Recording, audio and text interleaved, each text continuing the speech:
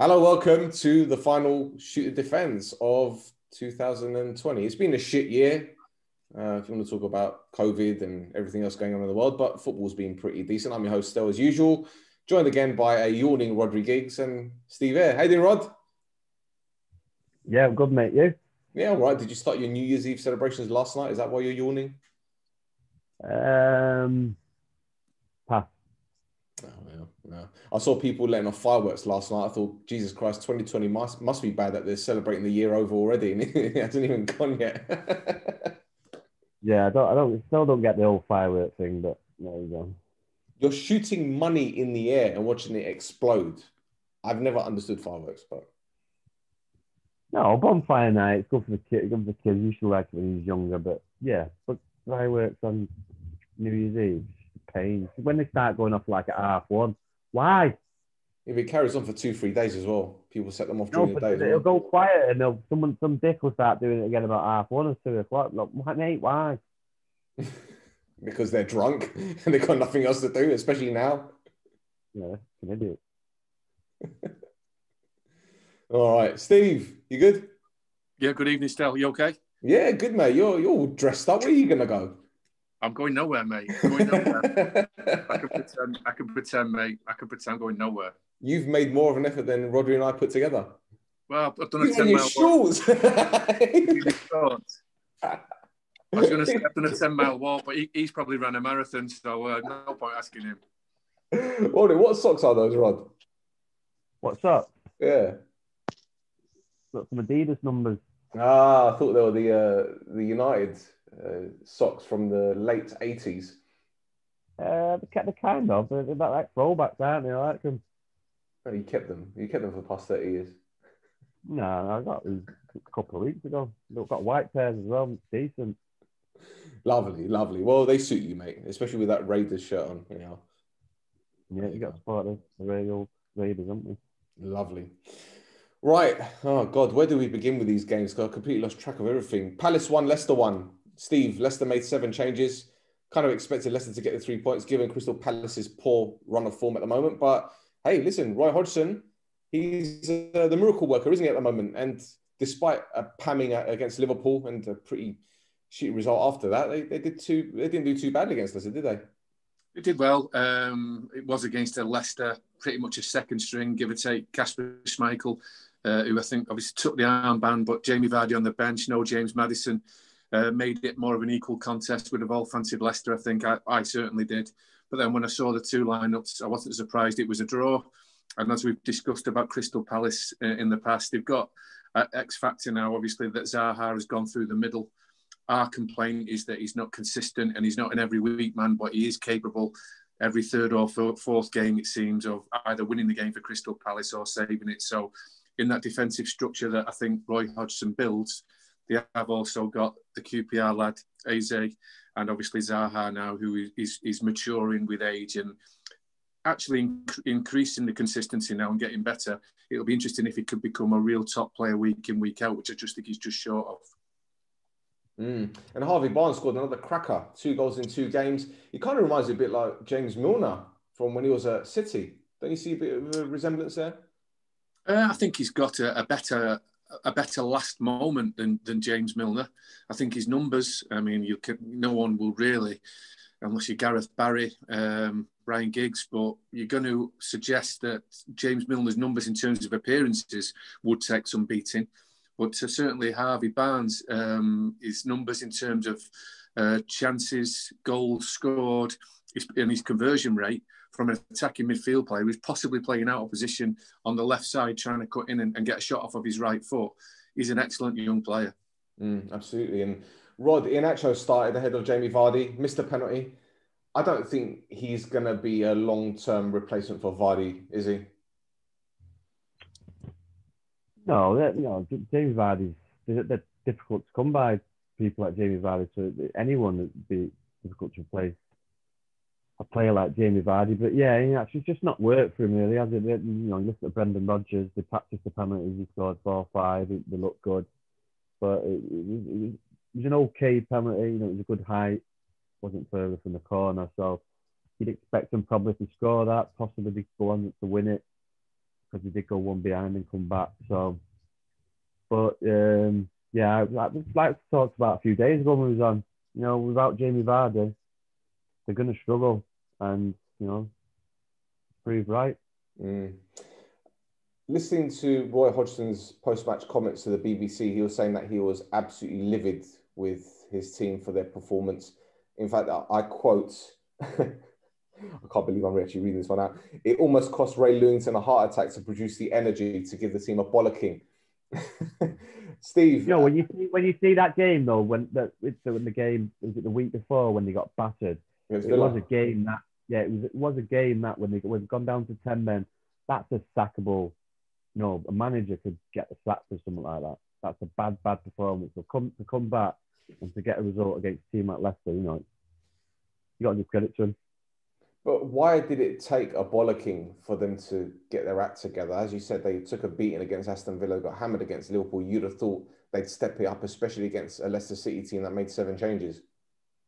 Yeah, but equally, you look at the fixture list at the start of the year and you see the game against Leicester City, you probably shake hands on a point with Leicester likely to finish in the top 6, top 7 for sure. So, it's a good point for Crystal Palace, and from where they were against Aston Villa, you just almost certainly, I think, a coach of his experience, the training week and the meetings are just get something out of the next game. You can't expect to go and play the next team off the park and guarantee yourself clean sheet and 3 points. Mm-hmm. Just get something from the next game, and that's what they've done. So I think he should just be happy with the point and run off. I agree, mate. Absolutely. Rod, Chelsea drew 1-1 against Aston Villa. The knives are out again for Frank Lampard. I'm not too sure what to make about that performance because I expected more from Chelsea. Granted, Aston Villa have had a fantastic start to the season, but you'd have thought Chelsea at home, Chelsea with a point to prove, especially after losing against Arsenal, made a few changes. Defensively, again, a few mistakes here and there, but what can we say about this game? I think it's just going to take Chelsea a little bit longer for players to... that Kai Havertz needs to look like they haven't settled in yet. There's players that they've brought in that haven't really settled yet. Villa seem to be, playing really, really good football at the minute. And then they have got an X factor with Jack Grealish. So they're playing really well at the minute. But yes, the home, I would say, if there's fans, yes, but you can't really say about the home situation. So, but you'd expect them to especially the result they've just had previously, to come back and actually get 3 points and to turn out the way they did. It's probably upsetting for Frank Lampard and upsetting for the players, but they need to turn it around because he will be on the chopping board. He will get the sack because he's only got form for it. He's been given the money. Yes, he did well last year with no money, but now he's been given money. These players need to have time to settle in. Will he give Frank Lampard that time? Because if the results keep on going the way they're going, you expect them to beat an Arsenal after turn them over. Then the Villa game, it keeps on, going down that line, and Chelsea and the teams above them keep on winning. Then, like I say, you'd be on the chopping board. Yeah, it's strange, Steve, because going into December, Chelsea was 17 games unbeaten in all competitions. Before the Villa game, they lost 3 out of their last 4. I think Werner and Havertz played 18 minutes against Aston Villa. Now, I don't know whether Lampard is making a statement because of their performance against Arsenal. Not entirely sure what Lampard is trying to achieve by making so many changes as well. But at the same time, you can kind of understand his predicament because if the players that he's selecting from the off aren't performing, then of course he's going to give opportunities to players that are perhaps hungrier, no? On Stel, and I was just thinking while you and Rhodri were talking there, I know Frank Lampard will have a recruitment team behind him at Stamford Bridge, the way football clubs are run these days, that instigate, target players to sign, negotiate, do it all for the manager, and then the manager is expected, or head coach as they're called, is to coach them, pick them, develop them, and turn them into winning players for their team. But I've got to give Frank Lampard some support here, and he's been very fair giving out the opportunities. At Premier League level, sometimes you can be one game and out, but he's been very kind at centre half. and you just thought he'd settled the position down with Thiago Silva and Zuma. And then the game, obviously it's a busy period, but the game all of a sudden is now back in for Rudiger and Christensen. Reece James is showing some young inconsistency, which can happen despite getting a lot of plaudits for his physicality, attacking and defending. Chilwell has rolled the ankle and not 100% fit. You're getting let down by Jorginho in performance and from the penalty spot. Mason Mount isn't really stepping up as though everybody wants him to. He's not quite jumping into it. Tammy Abraham is exactly the same. Giroud is in, then he gets a run, then he does nothing, comes out, goes back in and does it. And then obviously you've got Havertz, Werner. Everybody is flirting with Frank Lampard. His own playing staff are flirting with him. And I believe Frank Lampard is giving more to his players than his players are giving him back. Well, he said that the response was precisely what they wanted following the loss against Arsenal. But again, I'm still not convinced he knows his best lineup. It just seems very strange that I can't remember the last time they played the same starting 11. I could be wrong here, but I can't remember the last time they did it. No, and then they keep going from style to style. I think Rhodri mentioned it the other week as well, but it's like you play with Tammy Abraham and he wants to he'll have a go physically, but he wants to run away from centre-halves. So that's being played into midfield and shared around in midfield, and then they're looking for that slide pass to send him racing towards goal. You bring Giroud into the team and you miss the midfield out and you go straight into him because he can physically handle it. Then you put some crosses in the team and you cross it to Tammy Abraham and he can't cope with the cross. They just seem to be stuck in style and they have a crossover in identity at the moment. So not only does he change the team and personnel, almost every week there's a different style of play and it's not helping. Absolutely, mate. Rod, every week we talk about Jack Grealish when it comes to Aston Villa, but El Ghazi deserves a lot of praise. I think before the game against Chelsea, he scored 4 in 37 in all appearances, but now he's got 5 in 5. So have Villa finally found that perfect strike force with Grealish, Watkins and El Ghazi? Well, it looks that way. I know it's still early, but you know, you can see there's a player in that Angazi last year, and you know you're reaping the rewards, and he's getting the goals and assists as well. So yeah, like I said before, Villa are looking strong. It's just an absolute 360 from the team they were last year, and you know, like Stez has mentioned before, they really should have gone down, and Sheffield United with that goal that should have been. So you know they've got a little bit of luck, but you know they've taken it and they've run with it, and they're playing really, really good football. And like I say, with the X factor, I do like that Ollie Watkins as well. He'll get you goals, and you only get better because with the experience of playing in the Premier League. So he'll only get better, and you've got Ross Barkley and other like adding players around, and yeah, they're looking really good this year. Absolutely. Well, gentlemen, breaking news: Tommy Doherty has passed away. It's official. Yeah, I've just seen that come across my phone. 92 is a good age.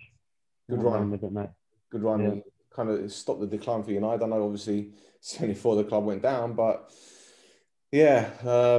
What do you guys know about him, or can you tell our listeners about him? Because you know, I'm unfortunately I'm too young to remember him.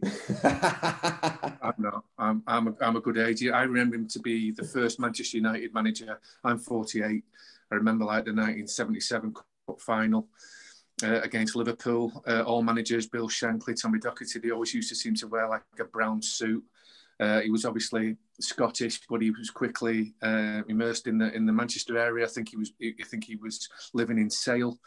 There was all sorts of rumours and tales about his life away from the club, and you know it was colourful without it being you know ever in trouble. It was colourful for the reason that he then became such a fantastic hit on the broadcasting scene and on the after dinner scene because he was such a likeable character. He remained that Scottish accent, but he was an adopted Mancunian, I think, certainly with Manchester United colours, and he brought them, you know, a little bit of success and personality, and I think that's an image they tried to carry on a little bit less with Dave Sexton, but also with Ron Atkinson. Obviously, the biggest club in the world, one of the biggest clubs in the world forever. I think he really provided that personality in terms of what a manager does. And then when Alex Ferguson, obviously is the greatest they've ever had with Matt Busby, the Scottish theme continued. And so every conversation about Alex Ferguson, once you've got past his success and his trophies, I think people ended up talking about Tommy Docherty too because of the heritage. So he'll be missed. But I think Rhodri's hit the nail on the head there. He's a friend of my dad's, so I know that he's been poorly for a while, but you get to 92, I think nearly 93, a terrific innings, and he should go down remembered fondly, certainly by the United fans, but by all in the football family. Agreed, and I'm sure the likes of Wayne Barton will have a lot to say about that, because Wayne is a United historian and really knows his stuff, a friend of the show. But Rod, what's your take on this? Yeah, I don't really, never really met him, and I was born in '77, so I don't remember that final at all. So I just know that growing up when Ryan was obviously involved with United, he was around the club. I think his son was around the club, so he was a man. I mean, he was a Manchester United man, and obviously a good person for Manchester United. So yeah, I don't really know much about him really. Just know that he did good things at Manchester United, and he was a Manchester United man. Absolutely. Right, very quickly, Steve. Everton against City called off due to a COVID outbreak at the club. We've heard so many different rumours about how the players contracted this virus. Are you able to tell us anything that you know, or? No, I mean, I don't really get the inside track, not working there for so long now. It's, time passes. But now I've heard little bits and pieces, something around the Arsenal game when they were down in London. And I don't know if they had any time off or, split up and spent time down there. I don't know, but little bits and pieces. Me and Rhodri bashed it out a little bit this morning, but wait to see what comes out. There's something a tiny little bit sinister in my instinct around it. It was all done very, very quickly, and then the next game that went similar was obviously Fulham versus Tottenham. So we shall see, and we'll obviously have to see what happens. We know what happened then, but we'll also have to see what happens next with the game against Chelsea and a semi-final against Manchester United. But they are suggesting that I think City's COVID numbers went up from 2 to 6. Not great. And in that case, we should obviously be wishing these people that are suffering in this moment, the very best in health for Christmas, New Year, and into the new year. But I feel like I'm waiting for a story to break, but maybe there won't be. Well, I saw a tweet from Gary Lineker after the match was postponed, and he said if a club has 14 fit players, then the law is they can play. So City didn't have 14 fit players? I don't understand. Well, it also makes a mockery of them spending millions on their academy. Also makes a mockery of the fact that they pick and choose what under-23 games they want to play, as opposed to playing games around the Northwest. You now go all over the world, all over Europe and the world to gain experience for the Premier League opportunity. So it's there. That means there's an opportunity for a dozen or so players. Not forgetting 2020, first time since 2012, they've just won the FA Youth Cup. So what is it all for if when there's an opportunity to play, you don't get given it? So there's got to be a question mark there too. Yeah. And also Guardiola is one of the managers that wants 5 substitutes. Yeah, that's true. That's true. Bit of a strange one there. But speaking of strange, Rod, Arsenal, they beat Brighton, the Cojones Corner. Wow. Again, I was about to say Guardiola. Might as well be baby Guardiola, I guess. Arteta made a few changes again. He brought in Aubameyang. And good result from Arsenal. A good performance as well. Yeah, it was a good result. To follow on from Chelsea was big for him, especially in a short space of time. And things turned around pretty quickly because they were in the dumps. But they turned it around against Chelsea. They then turned it around against Brighton with an okay performance, but it's all about the win. It's hard at the Christmas period when you've got games back to back. Sometimes you're not going to get the quality because just the players are fatigued or tired, so you're not going to get that intense, fast quality pace that you're used to watching a Premier League game. So it's all about wins at the moment and just grinding out the results. And Arteta's done that. He's bringing Aubameyang to freshen things up. Yes, he kept with the young lads. I thought it was a good choice because even though it's a short space of time, they're young, they can recover quick. So yeah, it's a good result for him. I think that's their first back-to-back victories since September. First time they've done that in the league, which is quite... Yeah, it's a big result for him. And, and the clean sheets as well it is big for him. It's not easy to go to Chelsea and then obviously to Brighton and keep clean sheets and come away with 6 points in a short space of time. It's a good... It's upsetting for us because there's no comedy on Arsenal TV, but we can't have it all. He's got the Cojones Corner now. Come on. Steve, strange one here because we never really talk about Brighton's personnel in terms of players that are unhappy and players that are unsettled. But Maupay was left on the bench. Danny Welbeck was left on the bench. Matt Ryan, the goalkeeper who we spoke about, a week and a half, 2 weeks ago, gave an interview to, I believe, an Australian newspaper or a publication saying that he's been told that he can leave. Now, he's been probably one of the best players in the past 3-4 seasons. A bit of a strange one there from Potter, don't you think? Yeah, just a couple of things that come to mind there, Stel. I mean, a tester for you, but I think it was 3 to 4 weeks ago on your show that I suggested the tag I'm giving Brighton now that they could be the next Bournemouth. A wide open football team that are capable of playing good football and to sit comfortably in mid-table. Then all of a sudden the trapdoor opens around Christmas and then they go through it into the new year towards the end of the season and you end up getting relegated. So I look at, they've got different problems, Fulham, West Brom and Sheffield United. But for me, Brighton are looking like they could do a Bournemouth. Graham Potter, I don't get it. I don't know him. I don't get him. He doesn't strike me as a super coach. Still a young man, but it just seems like it was his career, his playing career, which was not exactly steeped, but he could play football. And it just seems that at the moment, I'm not convinced he's a great coach, but he's a coach, and he's in existence at a fantastic club in the Premier League, but. The goalkeeping situation is a mystery because Ryan's been a big player for them. But what I can say, because I saw probably 10 times last year on loan at Rochdale, the goalkeeper Sanchez is absolutely outstanding. Doesn't mean he's Premier League level yet, but in League One last year for Rochdale, he was worth 20 points and the way the game is now, a brilliant footballer with his feet and obviously a capable goalkeeper with his hands. So Sanchez... is still very much in the potential phase, but he was brilliant for Rochdale. Don't know what happened with Ryan. Can't work Potter out, and I think Brighton are the new Bournemouth. Well, you mentioned Sanchez. He made a fantastic save from Aubameyang with his foot. I don't think he knew much about it, to be fair, but again, he was there, right place, right time, and he stopped the ball from going in. But you mentioned Potter being, in his coaching. He spent a bit of time at Östersunds, I believe, in Sweden. And we've heard many stories of coaches in the UK believing they haven't been given a fair crack of the whip, so they go abroad to learn more about the game and to develop their own skills.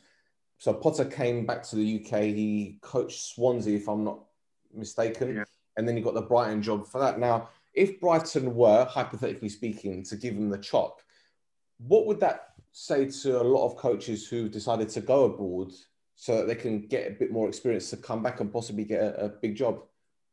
It shouldn't discourage them. And I don't think Brighton, they're in a position now, I think, with Dan Ashworth, who used to work for the FA. So he's used to making big decisions in staffing because what he's had to do with, the England setup and changing it around. And I don't think they're at that point. I just think, coaching is quite fat these days and young men. I've been in that spot. Some are home birds like myself, but some are willing to travel to develop. Some are willing to travel for opportunity. And I don't think it'll ever discourage people going away and taking a big job in England or any job in England. There is only 91 clubs, that in England these days. So there's only 91 people do that job. It's an absolute privilege. It's hard work, full of pressure and anxiety, but it's also the best job in the world after playing. So the coaching route won't be affected, I don't think, Stel. I do have concerns about Graham Potter's slide with his team down the table, and I'm not confident that he'll finish the season. But for now, I just don't think it's at that stage. Absolutely.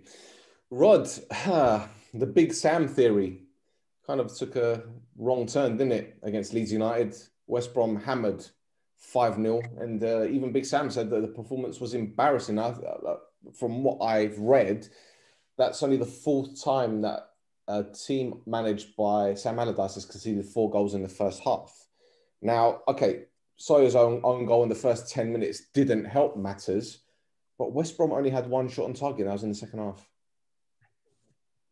You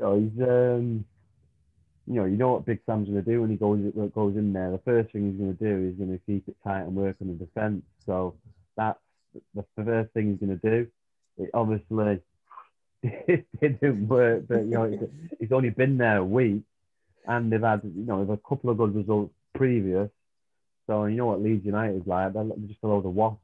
So you catch them on a good day, and you're not great, then obviously that can happen, and it did happen. So yeah, I just think you just wipe your mouth, you just put it to the back and just forget about it. Obviously look back at it and take some stuff that you don't like and try and correct it. But yeah, the best thing you could do is just forget about that game and just move on to the next one and just try and put it right in the next game.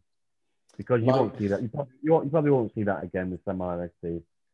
I don't think they're going to, Rod, I don't think they're going to have any success in when the games that they have to win and not spoil. Like Liverpool, they went to spoil. It looked like a master plan. It looked like vintage Sam Allardyce. Stay in the game, stay deep, don't get hammered, allow Liverpool to get bored, capitalise from a set play. It looked like a masterclass. But then the next game that they've then got to have the onus on them to actually go and win, show some adventure, show some patterns of play, show some penetration. I don't think they've got the head coach's mindset, and I don't think they've got the players to do it. I think they're better off spoiling than winning. Do you know what? You mentioned Sam Allardyce coming in, Rod, and being one of these head coaches that tries to make them stronger and better defensively. They conceded 9 goals in 3 games.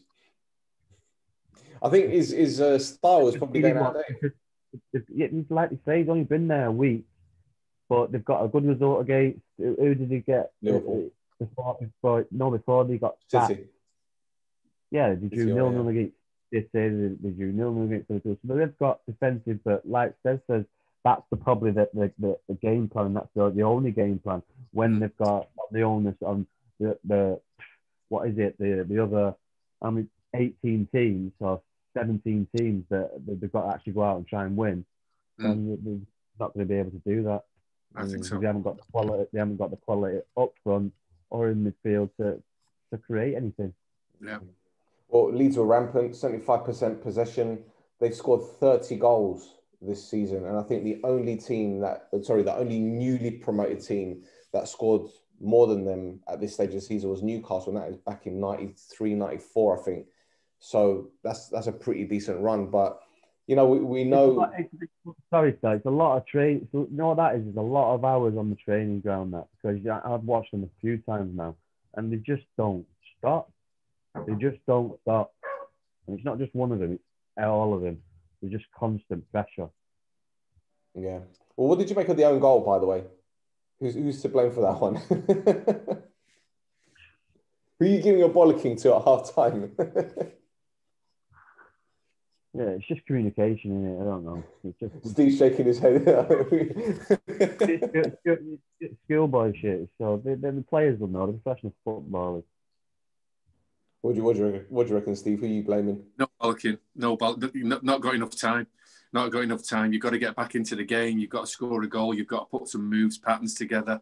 Not enough time. Probably a bit of Sam Allardyce man management on the training ground. Could easily see a collision just sliding up to them on the walk down to the training pitch and just chatting it out. But that wouldn't be a big debate for the dressing room in the middle of a hammering. Whose fault was an own goal? It was just like a shake your head moment. I'm not having them at all. I don't think they've got attacking fullbacks. I don't think they've got patterns of play. I like the lad on loan from Chelsea in midfield. He looks like he's doing his stuff. He'll end up staying in the Premier League with somebody else, I think, next season. But Rodri's just nailed it there. They've been good players. Like, Charlie Austin comes on trying to just nick you a goal, gets about 15 minutes. God, he'd want 6 games to get into a bit of rhythm. He's not going to get it. Carlin Grant was not toiling at Huddersfield last year, but he had spells out. He had barren spells. They've got absolutely nothing going forward for me to survive in the Premier League. Can you say the same about Sheffield United then? They lost again, this time at Burnley. Burnley have gone through a pretty decent patch. I know they lost against Leeds, which they were quite unfortunate to, but they've had some really good victories against Wolves, against Arsenal. And again, this game, you kind of got what you expected. It was very cagey, a winning goal that came from a set piece. But I've got to give props to Sean Dyche, and I know Roddy's probably going to be grinning from ear to ear when I say this, because I've joked calling them Kabaddi FC because of their physical prowess, but they're actually playing really good football this season. Well, they have been playing really good football this season in various games, and Brownhill has been fantastic. I think, Brady, who's come in, he's brilliant. And yeah, me and Tarkowski, absolutely solid at the back. So, Rod, come on. Say it. I told you so. You know what? He's got, you look at him, he's deep voice, he's the centre half. But I remember watching him when Mourinho was at United at Old Trafford. It was at Christmas time, and they outplayed us for 60 minutes. So they did, and I've watched them a few times. Burnley do get down and play football. They've obviously got 2 very good centre halves, and and they probably practice set pieces a lot, because they've got good players to score from set pieces, as Ben Mee shows. He's a great header from the corner. So, yeah, he's not like a Sam Allardyce kicking ball. He gets down and play. They do play nice football. I played on Burnley's pitch as well. It's not the turf more of 20 years ago. It's like a carpet. So, yeah, it's a good result for him. And we said it before that they'd climb up the table. They've got nothing to worry about. It's just getting the players getting the players back that are injured, and you're seeing that now. The results are picking up. There you go, Steve. It's becoming a regular occurrence, isn't it? Us talking about Sheffield United. Chris Wilder said that he believed his team were a little bit naive at times in the game, but if you're going by that, then what does that explain for the previous games? How can you explain those performances? Again, it was lackluster. It was just. Yeah, but for the first time this season, we need a popcorn for this. No, not really. I genuinely felt for the manager. Now, we've covered it. So for those who haven't heard it, there's far too many polystyrene cups of tea around the staff while the game is going on, for my liking. The pink kit, not a great choice for a team that's bottom of the league. The indoor cricket at training, the Rolls Royce and the Bentley turning up, the social media stuff, the rappers coming down to share a day with Rhian Brewster, kicking the ball around on the AstroTurf, all being filmed. Complete nonsense. Absolute nonsense. What's the ideal for the team at the top of the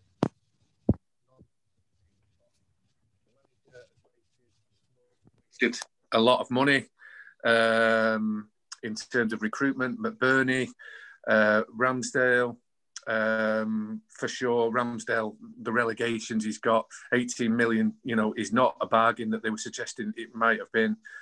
Sander Berge injured, Ravel Morrison has been and gone. Kean Bryan from Manchester City, Jack Rodwell, and this Rhian Brewster signing is just looks to me 19 million too much. The manager is fronting up for 8, 9, 10 minutes at a time in his post-match interview, more than anybody else in the Premier League. The kind little guy that was running it, the media said, were the conditions bad today? No, don't give me that. He won't have anything. And he takes it all on the chin. But in that moment, I was wondering, who actually motivates the motivator in this moment? Because he's willing to take it all. I'm a supporter. I've sat here, I've sat there, I've stood over there. I tapped the badge. He's willing to take it all on. But at some point, I've been in this support position myself. Who motivates the motivator? And he must look out to his team, to his staff. He's not got his supporters and think, is any one of you going to just give me a little bit of a lift today? Because I think to a man, nobody is giving him anything. Nobody. He takes the brunt of it. He gets the salary, he gets the contract, he gets the pressure, and he gets the plaudits when it goes well. But not one person is giving him anything back in the job. So this is me in a little bit of support for him. He'll have made mistakes. He's probably the type of person who admits to them. But it looks to me that he's getting absolutely not a tap from anybody else in this little fight for winning a football match. It seems that Wilder's bulletproof at the moment. And by that, I mean, the media don't tend to criticise him. They always say, oh, he did a great job getting them promoted and everything. And they'll say, well, he's been unlucky and this and that. But there is an element of ineptitude in his tactics, no? Well, Stel, he was linked with Arsenal, Tottenham and England last year. So was Eddie Howe. So... whoa. Okay. A winning, up-and-coming English coach full of heart, passion and tactics, overlapping centre-halves, 73% possession in almost every game in League One, 60% possession in the Champ. You know, so he was progressive with really good players. But like I said, I think that mistakes have been made. I believe they're missing the crowd. We've covered that. But like I say, he is bulletproof, it seems, at the moment, because you don't hear too many whispers about him being sacked. But I think it's 2 points out of 48 or something. Yeah. And like I say, it looks like he's pulling his weight. I'm sure the others are, but visibly, it looks like he's getting nothing out of them. Yeah, absolutely. Rod, the dinner lady scored the winner for Man United against Wolves, 95th minute. It looked like a bore draw. Okay, Wolves had a few chances. United had a few chances. But again, it's come to a point now where I actually can't think of anything to moan about when it comes to United. I can't. And not that I want to moan about United, but I can't turn around and say, oh, well, the defending was rubbish. Because, okay, we know it hasn't been great. But going forward, they've been pretty decent and you've disappeared. Oh, there you are. Yeah. But yeah, Rashford scored in the 95th minute. I read somewhere where he said that he noticed that the Wolves left back was suffering from cramp. So in the last 15 minutes, he switched sides and he thought, let me get at him and see what I can get. And there you go. Quite intelligent, the dinner lady. Yeah, well, you know, there's no coincidence that they keep on scoring it late on. You know, it's like the United of old. You know, it's far off from the United of old, but you know, when we're scoring and winning games late on like that, you know, there's no better feeling than winning the game. Literally scoring the last kick of the game and winning the game. You know, you've got to feel for Wolves a little bit, you know, because 48 hours is just a joke. It's just an absolute joke. So you've got to feel for them a bit, but you know,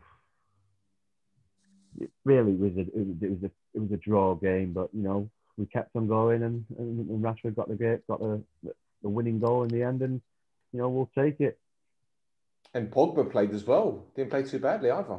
Yeah, no, no. You say that he was rubbish. Your turn to moan now, mate. I just set that up for you. No, I'm not moaning. I'm telling it how it is. When he set his standard now, he set his standard. I don't know how many times a world-class footballer like him can give the ball away. It just, you know, I watched in 1998, I watched Zidane come to Old Trafford, and I swear to God, for 95 minutes, he did not give the ball away once. Not once. And he's a central midfielder. Say, you know, I know Zidane's far player that Pogba is, but that's what you expect from a world-class player. He set the standard a couple of weeks ago where he played out of his skin. He was against Sheffield United. He was strong. He was assisting. He was brilliant. He was giving the ball. He wasn't very good still. He wasn't really good. Well, I think he did all right, but that being said, yeah, I think he did. Okay, say he did all right. He didn't even do that. Put it this way, if Dendoncker was playing, do you think Pogba would have played? I think he wouldn't have started if Dendoncker played because Dendoncker is just so physical. So physical. Well, no one should out-muscle Pogba. He's inside of him. And we've seen that against Sheffield United. He set his standard. That's the standard we need at Manchester United. That is the standard. Not giving the ball away constantly with the quality he has. It just shouldn't happen. It's just a lack of mentality. Fair enough. Steve. Oh, no, but if Donny van de Beek would have played, I don't think he would have given the ball away 10, 12, 15 times. It just doesn't happen. You give the ball away in where he grew up tonight. Actually, you don't play football. You've got to keep the ball. Fair enough. Steve, before the game, Sky Sports ran a headline, if it was the night before, Sky Sports ran a headline saying Wolves manager believes Man United can't mount a title charge. And then when they panned to the actual interview with him, he says he doesn't want to talk about teams challenging for the title because it's not his place to do so. So, you know, when he spoke after the game to say that the goal was a cruel blow and, you know, Wolves played well, did you sympathise with him a little bit? Didn't sympathise with him at all because the way I thought it was way over the top against a lad that I used to play football with. So you'll work out, I already said my age today. Through schoolboy football, Lee Mason, Premier League referee. I thought he absolutely mashed him way over the top. Is this the Burnley game you're talking about? Before? Yeah, sorry to go back to that one, Stel, but he lost my feelings of support for any trauma that he might have moving forward, because I thought his abuse of a Premier League official, first and foremost, was a disgrace. I didn't think it was accurate. I thought it was way over the top. And the fact that he's from round here, albeit from Bolton, and a good lad, and players enjoy his refereeing because like a Neil Midgley is a referee's name of old, but he used to get the respect because he was hard but fair, but you could have a laugh with him. He's suggesting that Lee Mason doesn't have control of Premier League games and there's too much talking going on. Well, if he wants a referee to do it in silence, you know, then you're not going to get that from Lee Mason. He's been doing it long enough now. And the players, I believe, the ones I speak to, say you get a fair ride with Lee Mason and you can have a bit of fun with him and he's all right. So when this guy says it, for me to feel sorry for him now or ever again, I'm not having it, no. So to get beat in the last minute at Manchester United, I'm a Manchester City supporter, but I don't feel sorry for the Wolves manager, not one bit. I appreciate your honesty, mate. And there's another thing just for you two, really, as Reds, really, you know, you follow something that I don't think has been really mentioned yet, but it's crucial for United at the moment. They're playing well, managers improving, teams improving, but everybody at the back end of Liverpool's compliments last year, they had no bumps in the road last year. They had the best players, the best team, champions of the world, Europe and England, and they had no injuries. But what's happening to them is this year, obviously Van Dijk, a little bit with Alisson, the goalkeeper. I see it with City. You can't get Aguero right. You can't get Mendy right. You can't get Stones right. De Bruyne possibly sometimes not. Is this the cleanest bill of health you've seen at Manchester United for some time? Because for me, I look at that squad every week and it's solid and strong with big numbers. They seem to be having a great run with injuries, lads. Yeah, I think Wan-Bissaka was missing. Which game was it? Well, who did we play last? Before Wolves, who did we play last time? Leicester. So Wan-Bissaka was out of that game. But yeah, you're right. There hasn't been that many injuries. I know Cavani is now suspended for 3 games because of that Instagram post. I don't know if you guys want to talk about that one, Rod. Pardon? Cavani suspended for 3 games for an Instagram post. He's already explained it, mate. It's already been explained. It was to his friend. You know, he's not contested it. Just wipe our hands of it and move on.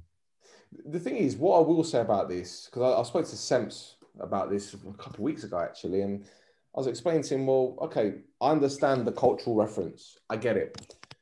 But the way I see it is that he is national teammates with Luis Suarez. And I'm sure he saw what happened with Luis Suarez and Evra. Now, obviously, there were 2 different situations. Suarez had that racial intent. Cavani didn't. But at the same time, it's the use of that particular word. And again, he should have known better. That's all I have to say on the matter. He should have known better.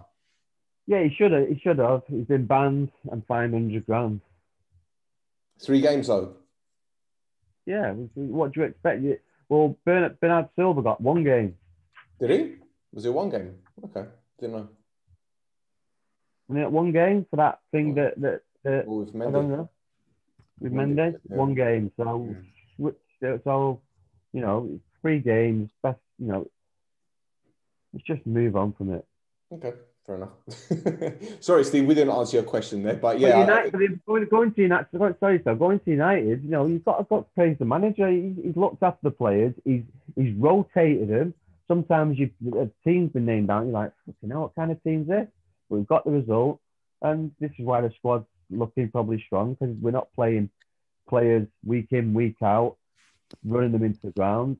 He's rotating, and we're reaping the rewards from it, because like Des says, the bench. There's no stronger bench than Manchester United at the minute, so we're reaping the rewards from that. do you think That's what you make of Jesse Lingard getting a new contract extension. I've read today. I think that's to do with actually the personal things that's happened that we're not privileged to. So, and he's obviously seen that, and he's given another year probably. That's all I can think. He's not really played this year, has he? No, I thought he was going to get shipped. He doesn't get any minutes at all. I thought he was definitely going to get emptied. For all accounts, he's really had a tough time at home. He's been looking after young kids by himself, so it's a lot to take on when you think about it. When you're just I say a young kid, he's an immature kid, but then suddenly you've got to look after 2 children. Football probably puts. How is he 27 now? 27, 28? Yeah, that. 27, 28. No, but when you're 27, single man, and suddenly you've got 2 young kids you're literally looking after them. Yeah. Football's going to take a back step. It would for me. I don't know about anyone else. Yeah. Well, I think it came as a surprise to me purely because I know Atletico Madrid released Diego Costa the other day with 6 months left on his contract. So they just thought, we don't need you. And Yeah, but that was mutual, wasn't it? Though they obviously Jesse Lingard's not going to want to leave Manchester United. Well, Notice Wolves need a centre forward still, and I think it's the same agent that. Oh yeah, Jorge Mendes, isn't it? Yeah. Watch his space, mate. Watch his space. Oh, that's a very good shout there, mate. Very good shout. Okay. Oh, it could be it could be a good bit of business as they activate the year and then sell him for a bit of money. Yeah, true. All right, one more game to really talk about. I know Spurs Fulham was postponed, but to be fair, I think more happened there than Newcastle Liverpool. No, honestly, Carl Darlow was the man of the match again, Steve, for Newcastle. I don't know how many points he's saved them this season. He's been incredible, hasn't he? Yes, and isn't it great? I mean, I've got no I've got friends who are goalkeepers, but not like best friends. I don't understand goalkeeping. I'm not part of any goalkeepers union, but all of a sudden you've got Sam Johnston, you've got Darlow, you've got Martinez. There's goalkeepers like teams outside of the top 4 and 6 that are real making a name for themselves at their teams this year, and being fantastic. And because we're stuck in watching loads of football at the moment, I think we're appreciating other teams a lot more, and some of them have got some really, really good goalkeepers. And you're right in what you say about Darlow at Newcastle. He kept the score down last night. He got them a point, and he's been brilliant for them. Yeah, it's fair comment. It's not the first time we've said it though. You could see one of them. Sorry, go on, Seb. No, nothing, mate. No, I'm just nodding. Fine, you go. You could see one of them making a late charge for the England Euros in the summer if they keep on playing the way they're playing. Yeah, because there's nobody to stick on, is there? There's nobody to stick on. No, we've talked about it before. The Pickfords, obviously Pickford to be Southgate's number 1, but if he continues to have bad performances, and Darlow and the others, and Henderson and the others, and Pope, you could easily put them in before Pickford, easily.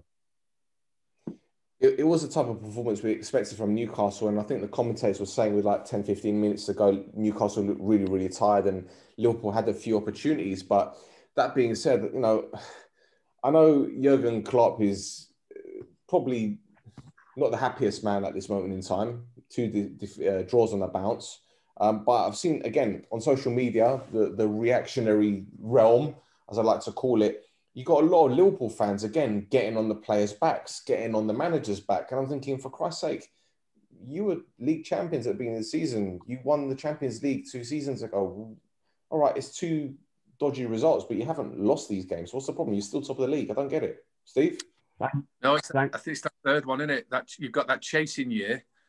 Then you've got that year of being champions. Then you've got that year trying to retain, and it's proven difficult at Chelsea. It's proven difficult at Manchester City, and it's proving a little bit difficult at Liverpool. Certainly not as straightforward. I think they're still everybody's favourites for the league, but they're not getting their own way. And you've seen it. To be fair, this Sam Matterface, he did make a good comment about Klopp. He said, I don't know him personally, he said, but he seemed a hell of a nicer person when he was chasing. He says, quite a nice person when he was champion, but retaining, we're seeing a different little bit of a side to his personality this year, and just comes with the pressure of the job. But the smile seems to have dropped. And if it's coming from your leader, you can imagine the Liverpool supporters are following him by being a little bit spiky. Rod, do you agree? Sorry, where was you at? Steve's comments about Jurgen Klopp. I just think it's like all the things that Stes said then, but they're under pressure. It's difficult to win it back to back. Plus, they've got that anxiety with they're 2 points behind them now. They're Manchester United are behind them. We don't want them bank whatever to win. So that adds to it as well. So yeah, there's a lot of pressure under because without Van Dijk, Matip being not reliable. We've seen it before Alisson and Van Dijk come. Or that was the only problem they had was leaking goals. But if they can't fix it, then we're right behind them on their tails. And with us playing okay, not brilliantly, but still picking up results. I just think it's a combination of a lot of things. Yes, they're champions, and yes, it's difficult and under pressure to win it again. But with Manchester United behind them, breathing down the necks now, that adds to the anxiety, I suppose. Stel, I think we all want to win, but I think sometimes the chase is more enjoyable than being the leader. That's a fair point. Yeah, I agree. I definitely agree with that. One more question on this match, and that's actually related to Mane, Salah and Firmino. Now, we've heard over the past couple of seasons various rumours about the relationship between Mane and Salah and how one doesn't pass the other, and when one gets substituted, the other one is happier, or whatever nonsense we hear. But 2 games now, 1 goal between the 3 players. I know it's a bit of a premature question to ask, but is there an issue here between the 3? Are we going to now see their true colours, so to speak? Yes. Okay. Yes. You can find out a lot about your team in that retaining year. Like I've just covered, Chelsea and Manchester City have had the struggles with it, and Liverpool, they might still be successful with it, but you're seeing things now that make them not as free flowing. Also going under the radar, and it's credit to his development. But have the opposition now doing more to stop Trent Alexander-Arnold, because he's no way near putting the same amount of assists in that he did when he was rising. So he's another one that is a little bit stuck at the moment. Still a fine young player, full of potential, but there's the route map towards scoring a goal for Liverpool is blocked off more by the opposition. We've seen Allardyce do it. We've covered it, and it's not as easy for them to win 3 and 4-0 anymore as it was. So you see the frustrations in these temperamental genius footballers, which pretty much those 2 wide players for Liverpool are. Yeah, you do see a bit of a spikiness between them, don't you? And yeah, again, and you saw it at Chelsea with Eden Hazard. You see it at Manchester City with Mahrez and Foden. I'm looking at that one wondering, Foden's a fantastic young man, but he's available to score so many times, and Mahrez is just looking to shoot at all times. They look fed up with Mahrez, and then the next game Mahrez gets a hat-trick, so you don't know what the balance is there. It never looks like it overspills at City, but it does at Liverpool just look like it's bubbling, but supposedly the best coach in the world, isn't he? That I'm sure he's got a handle on it. Yeah. There was something I found quite amusing. It was near the end, actually. I think it was Cher and Robertson that got involved in a little bit of a altercation, and the referee's calmed it down. And as Robertson's walking off, he's gone, oh, are you winding me up or something? I'm thinking, mate, you've been doing that for the past 2 years at Liverpool. It's not nice, is it? Yeah, absolutely. Absolutely. Yeah. Rod, anything to add? There's a certain mentality you got to have to win leagues back to back, win games. As soon as you won the game, you wipe your hands and you move on to the next one. You don't dwell on it. Same with leagues. You win the league, you celebrate the next day. Right, it's next year. We're going to next year. That's the type of certain mentality you've got to have. And we've seen it with certain teams, but certain teams, you win the league, great. You let off a little bit, and you don't win the next year. It takes a certain mentality to have that mentality to keep on winning and winning and winning. And these modern day players don't seem to have it, maybe because they have easy lives. I don't know, but they just don't seem to have the mentality collectively. Once they've won the league, say, right, let's have the same mentality and the same fight and the same aggression. It just doesn't seem to be there. And that's not only Liverpool. That's not only Liverpool. That's what Cesar just mentioned with City, with Chelsea. Yeah. You've seen it umpteen times. You just see that a little bit with Liverpool. Rhodri, it seems to me that when United used to do it, and I know you used to watch it, they used to have a night out on it. And by the time it was dinner time the next day, they were ready to win the league the following year. Now it just seems the hunger for, I won't put it down to just foreign players, but a lot of players now, they just want to win that Premier League just once and get it on the CV. It seemed enough for a load at Chelsea. It seemed enough for a few at City during that time. And I just think that's a cultural thing that's just sneaked into the Premier League now. Whereas, like I say, when you were watching United, 11 titles, it was one night out and then let's win the next one. So I think it's changed and it's not right. Fantastic.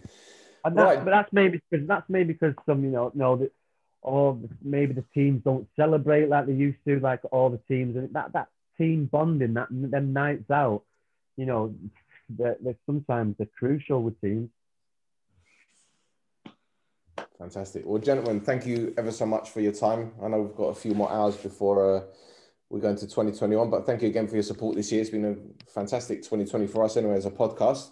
And I hope 2021 is better than this year in our personal lives. It's just been an utter fucking mess, hasn't it? But hey, we're still here, I guess.